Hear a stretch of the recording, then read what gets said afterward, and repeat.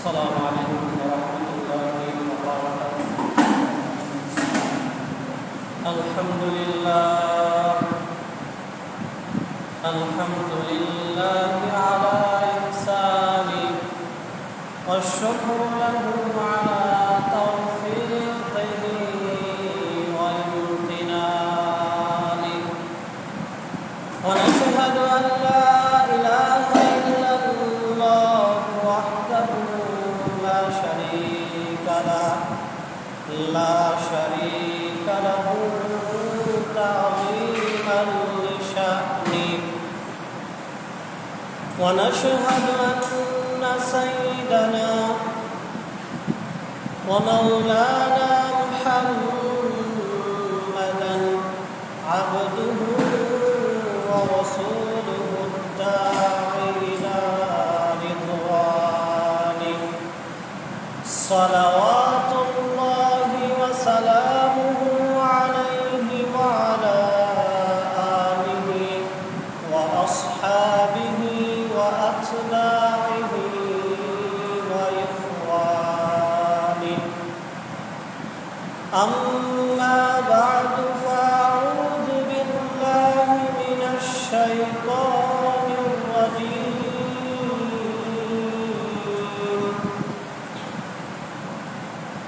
بسم الله الرحمن الرحيم. يا أيها الذين آمنوا هل أدلكم على تجارة تنجيكم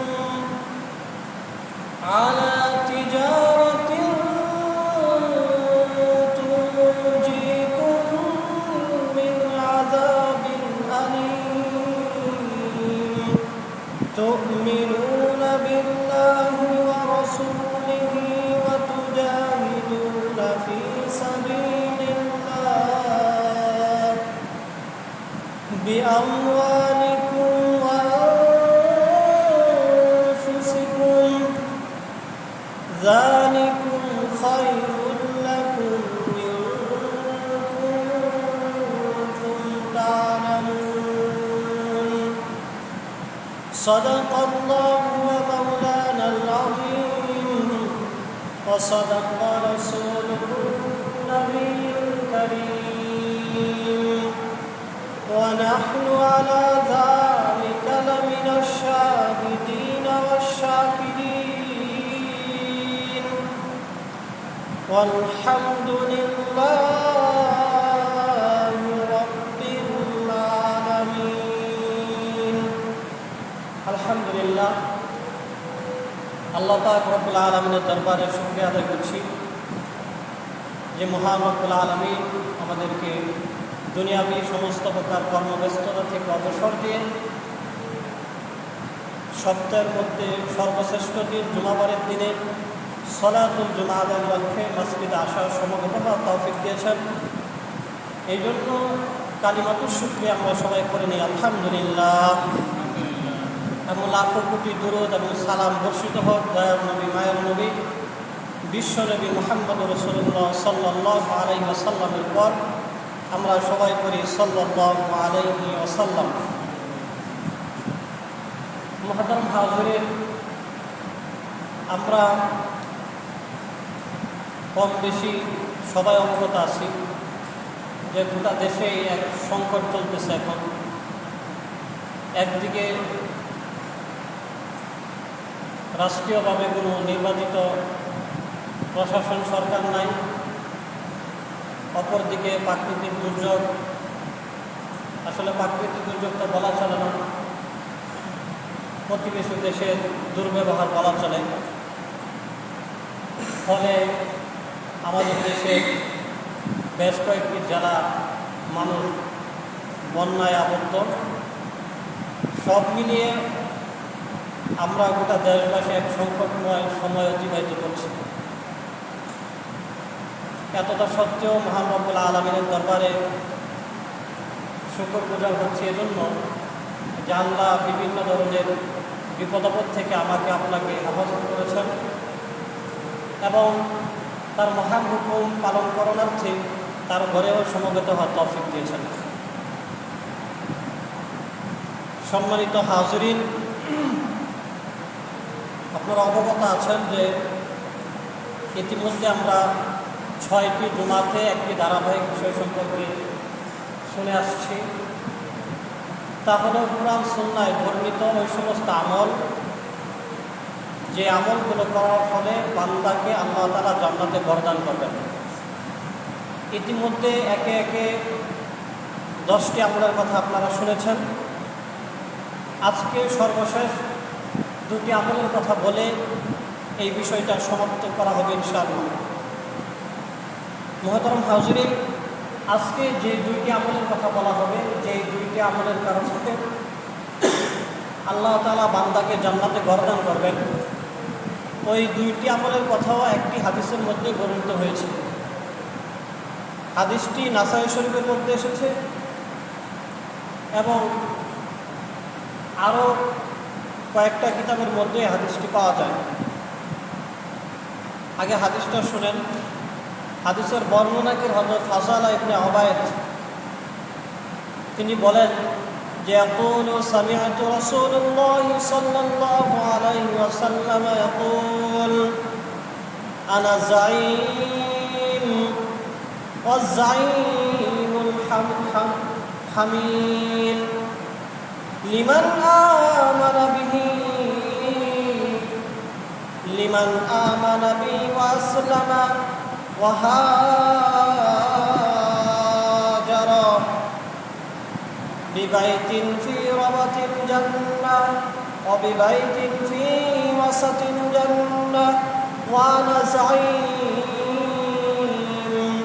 লিমান আমানা বিহি ওয়া আসলামা ওয়া জাহাদা ফি সাবিলিল্লাহি বিবাইতিন ফি রাবাতিল জান্নাহ ওয়া বিবাইতিন ফি ওয়াসাতিল জান্নাহ ওয়া বিবাইতিন ফি আ'লা গুরাফিল জান্নাহ মান ফা'আলা যালিকা ফালাম ইয়াদা' লি খায়রিন মাতলাবান ওয়ালা মিনাশ শাররি মাহরাবান ইয়ামুতু হাইথু শাআ ইয়ামুতা রাহু নাসাঈ আও কামা ক্বালা নবী সাল্লাল্লাহু আলাইহি ওয়াসাল্লাম। হযরত ফাযালা ইবনে উবাইদ রাদিয়াল্লাহু তাআলা আনহু বলেন যে আমি নবীজি সাল্লাল্লাহু আলাইহি ওয়াসাল্লামকে বলতে শুনেছি, নবীজি সাল্লাল্লাহু আলাইহি ওয়াসাল্লাম বলেছেন যে আমি ওই ব্যক্তির জন্য জান্নাতের কিনারে একটি ঘরের জিম্মাদার এবং জান্নাতের মধ্যবর্তী স্থানে একটি ঘরের জিম্মাদার, যেই ব্যক্তি ঈমান আনে এবং আল্লাহর উপর ঈমান আনে, আমি রসুলের উপর ঈমান আনে, ইসলাম গ্রহণ করে এবং হিজরত করে। হাদিসের এই অংশের মধ্যে মূল বিষয় হলো হিজরত করা। শর্ত হলো আল্লাহ রসুলের প্রতি ঈমান আনতে হবে। যদি কোনো ব্যক্তি ঈমানের সাথে হিজরত করে, তাহলে নবীজি বলেন এমন হিজরতকারীর জন্য জান্নাতের কিনারে একটি ঘরের জিম্মাদার আমি এবং জান্নাতের মাঝখানের একটি ঘরের জিম্মাদার আমি। এরপরে নবীজি বলেন ওয়া আনা যাঈম, এবং আমি জিম্মাদার লিমান আমানা বি ওয়া আসলামা ওয়া জাহাদা ফি সাবিলিল্লাহ, ওই ব্যক্তির, যেই ব্যক্তি আমার উপর ঈমান আনে, ইসলাম গ্রহণ করে এবং আল্লাহর রাস্তায় জিহাদ করে, তার জন্য জান্নাতের কিনারে একটি ঘরের জিম্মাদার আমি, জান্নাতের মাঝখানে একটি ঘরের জিম্মাদার আমি এবং জান্নাতের সর্বোৎকৃষ্ট স্থানে একটি ঘরের জিম্মাদার আমি।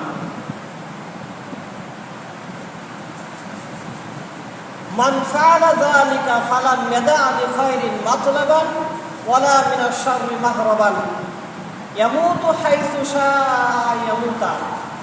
সুতরাং যে এই কাজ করল এবং যে কল্যাণের চেষ্টা করল তাকে কল্যাণ দেওয়া হবে, যে অকল্যাণ কামনা করল সে অকল্যাণই পাবে। এবং তার চেষ্টা অনুপাতে সে যেখানেই মৃত্যুবরণ করুক না কেন সে উপরোক্ত কাজগুলো সওয়াব পেয়ে যাবে।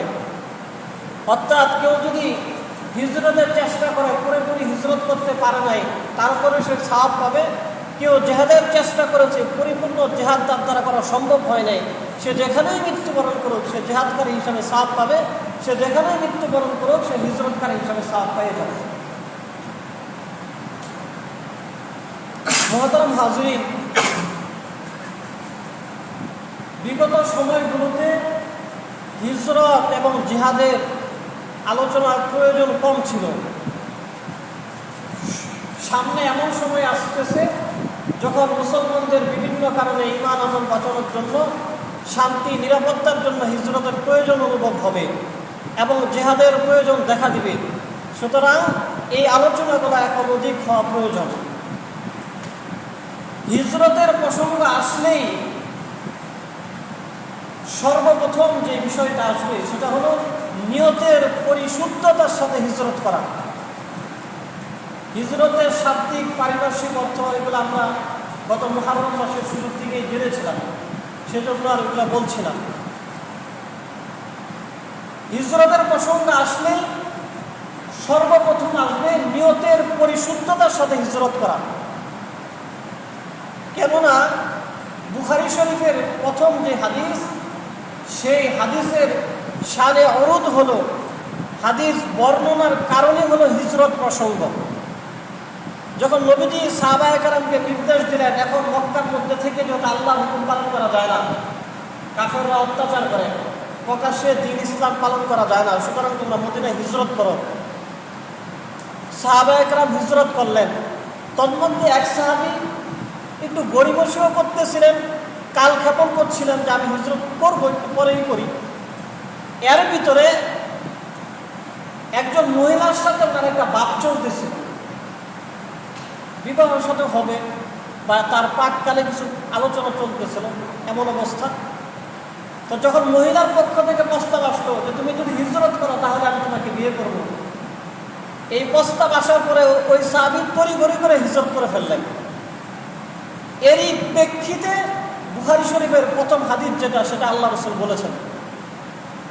বুখারী শরীফের প্রথম হাদিস হলো, বর্ণনাকারী আব্দুল্লাহ ইবনে হযরত উমর ইবনুল খাত্তাব রাদিয়াল্লাহু আনহু, তিনি বলেন যে নবীজি মিম্বরের উপরে বসা ছিলেন, বসে বসে নবীজি বলতেছেন, নবীজি বলেন যে ইন্নামাল আমালু বিন্নিয়াত, যে কাজের প্রতিদান নিয়তের উপর নির্ভর করবে। ওয়া ইন্নামা লিমরিম মা নাওয়া, সুতরাং যে যে নিয়তে কাজ করবে সে সেটাই পাবে। ফাইন কানাত হিজরাতুহু ইলা দুনিয়া ইউসরিবুহা আবি মুরাতিন আইয়ানকিহা, যে ব্যক্তি দুনিয়া কামানোর জন্য হিজরত করবে সে দুনিয়াই পাবে, অথবা যে ব্যক্তি নারীর জন্য, কোনো মহিলার জন্য হিজরত করবে সে মহিলাকেই পাবে। ওমান কানাত হিজরাতুহু ইলা মা হাজারা ইলাইহি, আর যে ব্যক্তি আল্লাহর রাজি সন্তুষ্টির জন্য হিজরত করবে সে আল্লাহকেই পাবে। এই হাদিসের মাধ্যমে একে তো নিয়তের পরিশুদ্ধতার কথা পাওয়া যায়, দ্বিতীয়ত এই হাদিসটা যেহেতু হিজরতের প্রসঙ্গেই নবীজি বলেছেন, সুতরাং হিজরতের ক্ষেত্রে গুরুত্বপূর্ণ হলো নিয়তের পরিশুদ্ধতার সাথে হিজরত করা। যেমন অনেক সময় গত আমরা করোনার পরপর সময়ে দেখেছি কিছু কিছু মানুষ স্বাভাবিক প্রক্রিয়ায় দেশান্তর হয়েছিল, হওয়ার পরে আমেরিকায় যায় আমাদের দেশে বদনাম করছে, বলছে আমাকে বাংলাদেশে ঠিকমতো থাকতে দেয় না, আমার ধর্মধর্ম ঠিকমতো পালন করতে দেয় না, আমি এখন অধিবাসী হয়েছি, আমাকে একটু আশ্রয় দেন। নাউজুবিল্লাহ, কত নম্বর ফাজিল। নিজে একটু ইউরোপের একটা মানে ভালো আধুনিক দেশে, একটা মানে সচ্ছল দেশের সিটিজেনশিপ পাওয়ার জন্য দেশের বদনাম করে।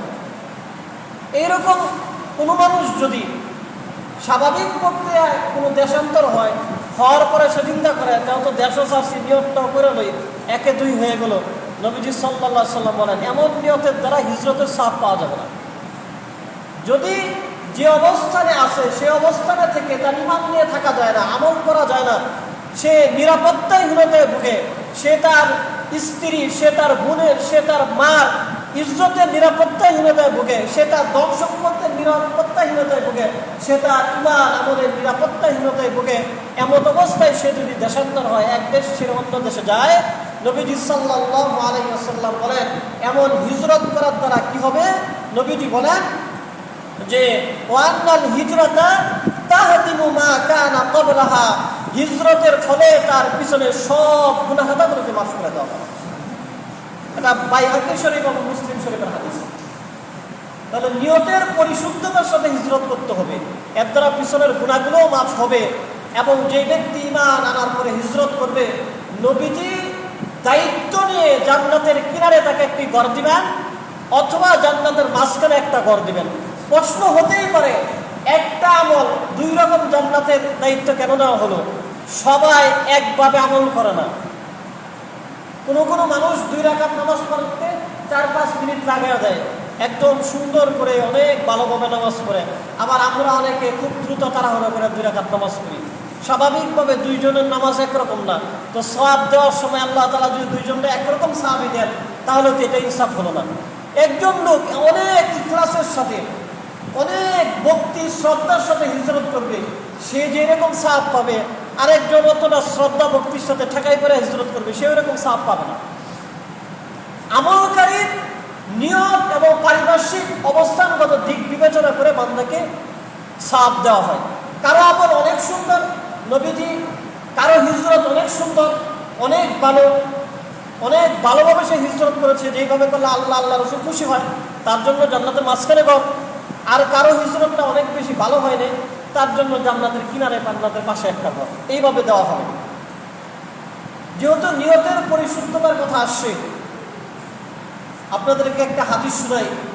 এই হাদিস বর্ণনা করেছেন আবু হুরায়রা রাদিয়াল্লাহু আনহু। বুখারী মুসলিম শরীফ সহ অনেক কিতাবের মধ্যে এই হাদিস আসছে। আবু হুরায়রা রাদিয়াল্লাহু আনহুর মতো সাহাবী এই হাদিস বর্ণনা করতে যায় 3 বার সেন্সলেস হয়ে গেছেন। মানে হাদিসের ভয়াবহতা এত বেশি, ওইরকম আযাব গজবের কথা হাদিসের মধ্যে নাই, কিন্তু হাদিসের মর্মার্থটা এত বেশি গভীরে যে আবু হুরায়রা রাদিয়াল্লাহু আনহু 3 বার সেন্সলেস হয়ে গেছেন। এই সেন্সলেস দ্বারা উনি যে একবারে মানে স্বাভাবিক মানে জ্ঞান থেকে উনি চলে গেছেন এমন না, উনি ইমোশনাল হয়ে বাকরুদ্ধ হয়ে গেছেন, স্বাভাবিক সেন্সে ছিলেন না, তারপর আবার স্বাভাবিক হয়েছেন। হাদিসটা হলো তিনি বলতেছেন যে নবীজি সাল্লাল্লাহু আলাইহি সাল্লাম বলেছেন যে আউয়ালুন নাসি ইকদা ফিহি ইয়াউমাল কিয়ামাতি সালাসাতুন,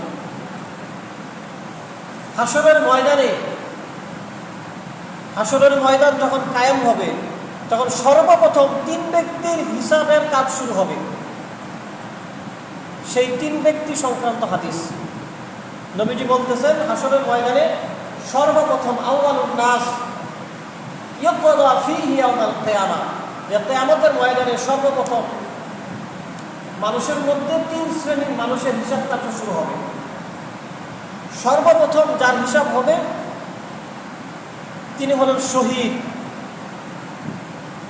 যিনি নিজের জীবনকে বাজি রেখে ইসলামকে সত্যকে প্রতিষ্ঠা করার জন্য যুদ্ধ করেছেন, করতে করতে তিনি শহীদ হয়ে গেছেন।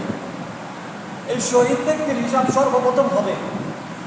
তাকে প্রশ্ন করা হবে যে আমি তোমাকে এই নিয়ামতগুলো দান করেছিলাম। ওই ব্যক্তি বলবে হ্যাঁ আপনি আমাকে দিয়েছিলেন। আল্লাহ বলবেন এই নিয়ামত পাওয়ার পরে তুমি কি করেছো? ওই শহীদ ব্যক্তি বলবে আমি আপনার দ্বীন ইসলামকে বিজয় করার জন্য একদম জান প্রাণ জিহাদ করেছি, করতে করতে নিজে একদম মানে শহীদ হয়ে গেছি। আল্লাহ সুবহানাহু ওয়া তাআলার পক্ষ থেকে বলা হবে যে না, তুমি আমার রাজি সন্তুষ্টির জন্য জিহাদ করো নাই, তুমি জিহাদ করেছিলে এজন্যই যে মানুষ তোমাকে অনেক বড় বীর বলবে, তোমাকে অনেক বড় মুজাহিদ বলবে। দুনিয়াতে সেটা বলা হয়ে গেছে। ফাসুতিহাত, এরপরে তাকে গার ধাক্কা দিয়ে উপর করে ইলান্নার জাহান্নামে ফেলে দেওয়া হবে। দ্বিতীয় যে ব্যক্তির হিসাব নিকাশ করা হবে সেই ব্যক্তি হবেন আলেম, কারি। তাকে অনুরূপভাবে আল্লাহ সুবহানাহু ওয়া তাআলার পক্ষ থেকে জানানো হবে যে আল্লাহ তোমাকে এই নাজ নিয়ামতগুলো দুনিয়াতে দান করেছিলেন, তুমি আল্লাহর এই নিয়ামত পাওয়ার পরে কি আমল করে এসেছো? সেই ব্যক্তি বলবে, আমি কোরআন পড়েছি, ইলম অর্জন করেছি, আমি নিজে আমল করেছি, মানুষকে শিখিয়েছি। আল্লাহর পক্ষ থেকে বলা হবে যে না, তুমি তো এজন্যই আমল করেছো, এজন্য শিক্ষা দিয়েছো। মানুষ তোমাকে কারি বলবে, মানুষ তোমাকে বড় ফকিহ বলবে, মানুষ তোমাকে বড় আলেম বলবে। দুনিয়াতে সেটা বলা হয়ে গেছে। তার ব্যাপারেও বলা হবে, তাকেও গার ধাক্কা দিয়ে উপর করে জাহান্নামের মধ্যে ফেলে দেওয়া হবে। তৃতীয় যেই ব্যক্তির বিচার কার্য হবে হাসরের ময়দানে, তিনি হলেন দানশীল, ধনাঢ্য ব্যক্তি। তাকেও আল্লাহ সুবহানাহু ওয়া তাআলার পক্ষ থেকে বলা হবে যে আমি তোমাকে ধনাঢ্যতা দান করেছিলাম, ধন সম্পদ দান করেছিলাম, তুমি এগুলো দিয়ে কী করেছো? সেও অনুরূপভাবে বলবে, আমি আপনার সন্তুষ্টি সবগুলা খাতে খরচ করেছি। আল্লাহর পক্ষ থেকে বলা হবে যে না, তুমি এজন্যই খরচ করেছিলে, দান করেছিলে যে মানুষ তোমাকে দানবীর বলবে। দুনিয়াতে দানবীর বলা হয়ে গেছে, এখন তুমিও জাহান্নামে যাও। তাকেও ঘাড় ধাক্কা দিয়ে উপর করে জাহান্নামের মধ্যে ফেলে দেওয়া হবে।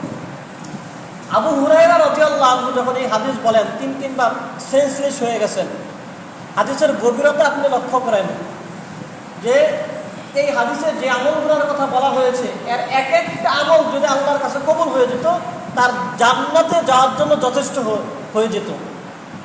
কিন্তু তিনজন ব্যক্তি আমল করছে অনেক ভালোভাবে। জিহাদ করার ক্ষেত্রে সর্বোচ্চ পর্যায়ে যেটা শহীদ হয়ে গেছে, ইলম অর্জন করার ক্ষেত্রে সে কারি হয়েছে, আলেম হয়েছে, দান করার ক্ষেত্রে অনেক বেশি দানবীর হয়েছে। যার একটা যদি নিয়তের পরিশুদ্ধতার সাথে করতে পারত, তাহলে এই এক এক ব্যক্তির জন্য জান্নাতে যাওয়ার জন্য যথেষ্ট হইত। কিন্তু নিয়ত যখন পরিশুদ্ধ হয় নাই, তখন এই আমল আর জান্নাতে নেয় নাই, জাহান্নামে নিয়ে গেছে। এজন্য মুহতারাম হাজরিন, আমল করার ক্ষেত্রে নিয়তের পরিশুদ্ধতার সাথে আমল করতে হবে। সেটা দুনিয়ার যে কোনো কাজ হোক, এবং হিজরত করার ক্ষেত্রেও যখন মানুষ নিয়তটাকে পরিশুদ্ধ করে ঈমান আমল, তার জান মালের নিরাপত্তার জন্য সে স্থানান্তর হবে, সেই ব্যক্তি এই হিজরত করার কারণে আল্লাহ তাআলা তার পিছনের গুনাহগাতাগুলো মাফ করে দিবেন।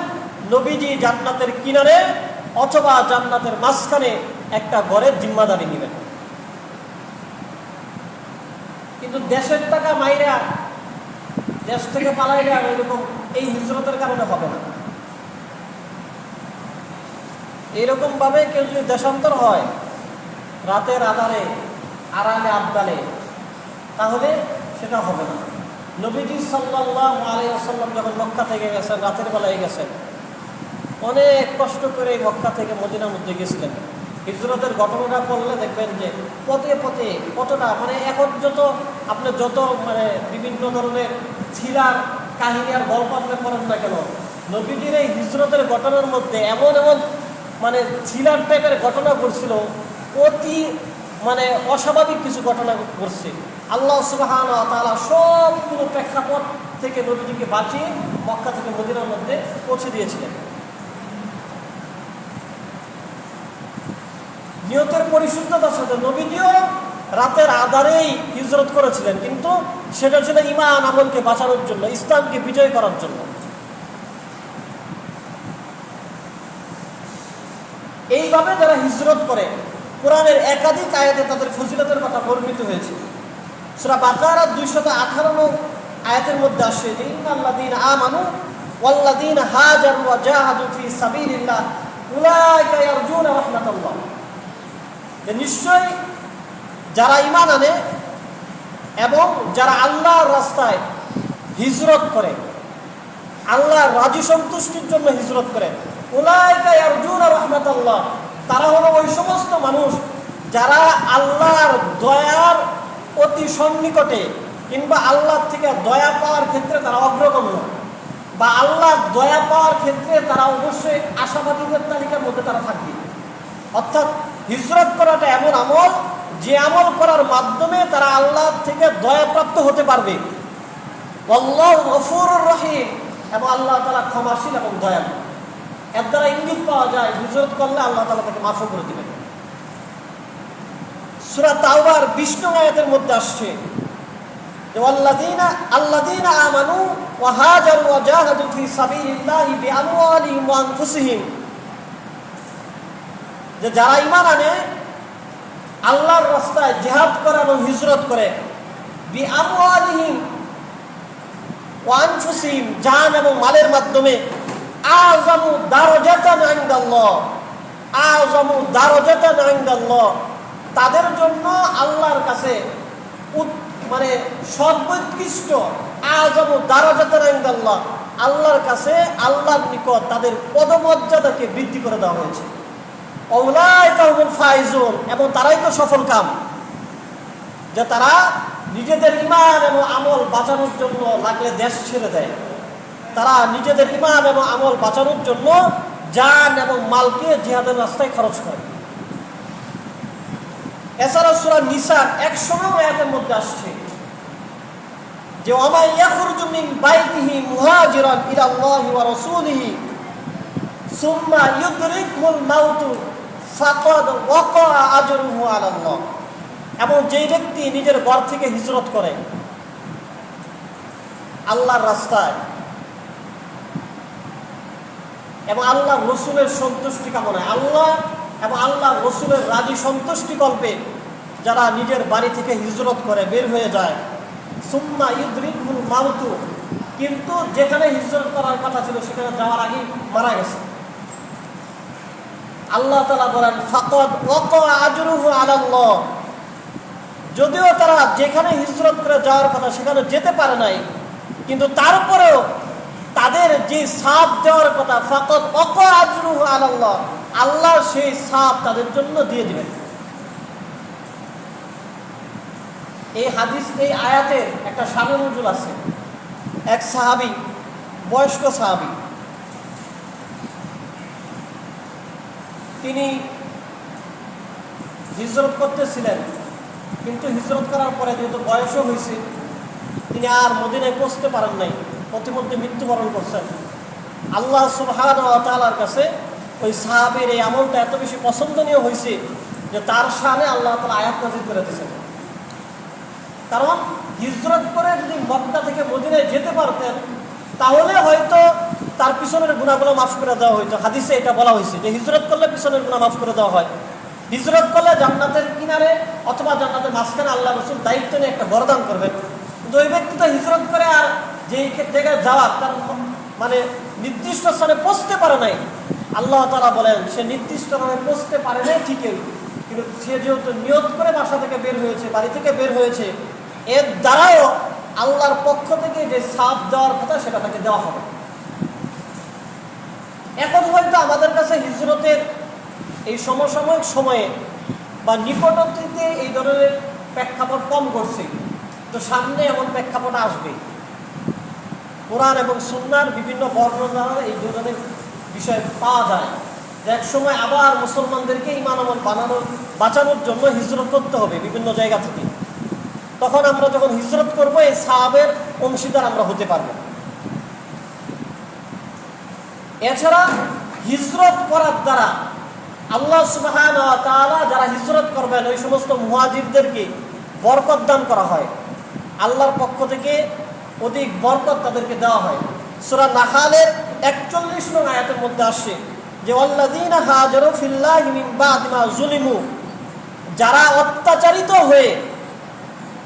অত্যাচারিত হওয়ার পরে হিজরত করে, অর্থাৎ যে স্থানে সে আছে সে স্থানে থেকে ঈমান আমল নিয়ে বাঁচা যায় না, কিংবা ওই স্থানে থাকার দ্বারা তার জান মালের বিভিন্ন ক্ষতির সংখ্যা থাকে, এমত অবস্থায় যদি কোনো ব্যক্তি হিজরত করে আল্লাহর পক্ষ থেকে লানুবাউবিয়ান্নাহুম ফিদ দুনিয়া হাসানা ওয়ালা আজরুল আখিরাতি আকবার লাউ কানু ইয়ালামুন, তাহলে দুনিয়াতে তাদেরকে অবশ্যই আল্লাহর পক্ষ থেকে অধিক কল্যাণ দান করা হবে এবং আখিরাতে অত্যাধিক বিনিময় তাদেরকে দেওয়া হবে লাউ কানু ইয়ালামুন, যদি তারা এটা উপলব্ধি করে। আমরা যদি নবীজি সাল্লাল্লাহু আলাইহি ওয়াসাল্লামের বিষয়টাই দেখি, রাতের আধারে নিজের মাতৃভূমি ত্যাগ করতে হয়েছিল, মানে একদম আড়ালে লুকিয়ে, কিন্তু যখন মক্কা বিজয়ের সময় আবার বীরের বেশে সাহাবায়ে কেরাম মক্কার মধ্যে আসছেন, মদিনার মধ্যে যাওয়ার পরেই তো ইসলামের বিজয় শুরু হয়েছে, এটা হিজরতের পরেই হয়েছে। এটাই আল্লাহ সুবহানাহু ওয়া তাআলা সূরা নাহলের 41 নং আয়াতের মধ্যে বললেন যে মানুষ যদি অত্যাচারিত হওয়ার পরে দেশান্তর হতে হয়, এর দ্বারা আল্লাহ সুবহানাহু ওয়া তাআলা বান্দাদেরকে দুনিয়াতে অধিক কল্যাণ দান করবেন, আখিরাতেও দান করবেন। এছাড়া হিজরতের সবচাইতে ফজিলতের হাদিসটা আপনাদেরকে এখন বলছি, এটা মুস্তাদরাকে হাকিম কিতাবের মধ্যে আসছে। হযরত আব্দুল্লাহ ইবনে আমর ইবনে আস রাদিয়াল্লাহু তাআলা আনহু থেকে বর্ণিত, তিনি বলেন নবীজি সাল্লাল্লাহু আলাইহি ওয়াসাল্লাম সাহাবাদেরকে একবার বলতেছেন যে আতালামু আউওয়ালা জুমরাতিন তাদখুলুল জান্নাতা মিন উম্মতি, তোমরা কি জানো আমার উম্মতের মধ্যে কোন দল সবার আগে জান্নাতে যাবে? সাহাবায়ে কেরামকে নবীজি সাল্লাল্লাহু আলাইহি ওয়াসাল্লাম এই কথা জিজ্ঞেস করছেন। সাহাবায়ে কেরাম উত্তর দিয়েছেন কুনতু আল্লাহু ওয়া রাসূলুহু আলাম, যে আল্লাহ এবং আল্লাহ রাসূল এই কথা ভালো জানে, আমরা সাহাবীরা এটা ভালো জানি না। তখন নবীজি সাল্লাল্লাহু আলাইহি ওয়াসাল্লাম বলছেন ফাকালাল মুহাজিরুন, তারা হলো মুহাজির, যারা নিজেদের ঈমান আমল বাঁচানোর জন্য নিজের দেশ ছেড়ে হাসরের ময়দানে তারা সর্বপ্রথম জান্নাতে যাবে। এরপর নবীজি আরো বলতেছেন ইয়াতুনা ইয়াউমাল কিয়ামাতি ইলা বাবিল জান্নাতি, যে হাসরের ময়দানে তারা জান্নাতের দরজায় যায় বলবে ইস্তাফতিহুন, যে এই দরজা খুলে দাও। আর জান্নাতের যে ফেরেশতারা আছে গেটের মধ্যে যারা থাকবে তারা বলবে যে তোমরা তোমাদেরকে হিসাব নিসাব হয়েছে নাকি, জান্নাতে যে ঢুকবা বা জান্নাতে যাওয়া তোমাদের অনুমতি হয়েছে নাকি? এই মুহাজিররা তখন বলবে ফায়াকুনা বিআইয়ি শাইইন মুহাসিব, মুহাজিররা বলবে আরে আমরা কিসের হিসাব দিব, কোন জিনিসের হিসাব তোমরা আমাদের কাছে চাও? ওয়াইন্নামা কানাত আসিয়াফুনা আলা আওয়াতিকিনা ফি সাবিলিল্লাহি হাত্তা মিতনা আলা যালিক, আমাদের অবস্থা তো ছিল এমন যে সবসময় কাঁধের মধ্যে একটা বোঝা থাকতো, এই বোঝা নিয়ে আমরা সবসময় ঘুরতাম নিজেদের ঈমান আমল বাঁচানোর জন্য। হিসাব আবার কিসের? আমরা তো দুনিয়াতে ঠিকমতো বসবাসই করতে পারি নাই, এক দেশে কয়েকদিন থাকার পর ঈমান আমল নিয়ে আরেক দেশে চলে যেতে হয়েছি, স্বাভাবিক জীবন যাপনই তো করতে পারি নাই, কাঁধের মধ্যে বোঝা থাকতো, এখন আবার কিসের হিসাব দিব? তখন আল্লাহ তাআলার পক্ষ থেকে বলা হবে যে তোমরা তাদের জন্য জান্নাতের দরজাগুলো খুলে দাও। খুলে দেওয়ার পরে ওই মুহাজিররা জান্নাতে চলে যাবে। নবীজি বলেন আরবাঈনা আমান ক্বাবলা আইয়াদখুলাহান নাস, তারা যে জান্নাতে যাবে তারা জান্নাতে যাওয়ার 40 বছর পরে অন্যান্য মানুষ জান্নাতে ঢুকবে। অর্থাৎ মুহাজির ছাড়া অন্যান্য ঈমানদাররা জান্নাতে যাবে এরও 40 বছর আগে মুহাজিররা জান্নাতে চলে যাবে। এবং দেখেন তারা ব্যবহারটা কি করবে, জান্নাতের ফেরেশতারা হিসাবের কাগজপত্র চাইলে বলবে কিসের আবার হিসাব দিব, আমরা তো মুহাজির ছিলাম। আল্লাহ সুবহানাহু ওয়া তাআলা যেন আমাদেরকে ঈমান এবং আমলের এবং নিজের জানমালের গুরুত্ব উপলব্ধি করার মানে তৌফিক দান করে, যে ঈমান আমল বাঁচানোর জন্য যারা এরকমভাবে নিজের দেশ ছাড়বে, মাতৃভূমি ছাড়বে, তাদের এই ধরনের ফজিলতের কথা হাদিসের মধ্যে, কোরআনের মধ্যে বর্ণিত হয়েছে। মুহতারাম হাজিরিন, এরপরে যে আমলের কথা